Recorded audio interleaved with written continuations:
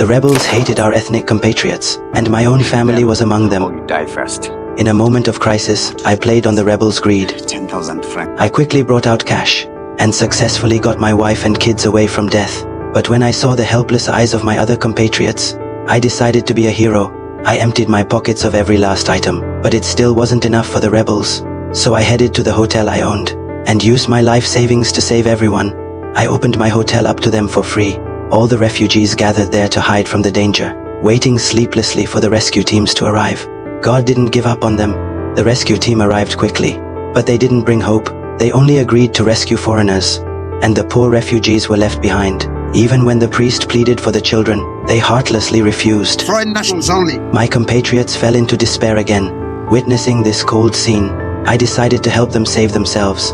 I told them to contact their relatives overseas for help, but there was only silence on the other end of the line. They could only leave final messages in despair. Worse yet, the hotel supplies started running low, and the city was already taken over by the rebels. But I still mustered the courage to go out and look for supplies. On the road, my truck suddenly stalled. Just as I got out to check, I suddenly tripped. It turned out what stopped us was the cold bodies of refugees. I was startled and stood up, witnessing hell itself. This only road was completely jammed with the corpses of refugees. My God, why did you abandon them? I couldn't bear to let the car wheels dishonor my compatriots again, so I decided to go back to the hotel. My compatriots excitedly celebrated my return, but to keep them from losing hope, I had to make up a lie. As soon as I got back to the room, I saw the red tie on my chest. My pretense broke. The bloody images haunted my mind. It was agonizing. Just then, a knock came at the door.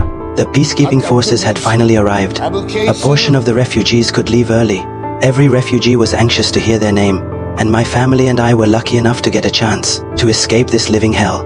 Just as I was about to get into the car, I saw the expectation in the eyes of my compatriots again. I pulled my neighbor aside and whispered to him, then decisively shut the car door. I gave up my chance to live. I cannot let these people to die. Even though my wife and kids were desperately pleading, I chose to stay without hesitation, to be the last hope for the people behind me.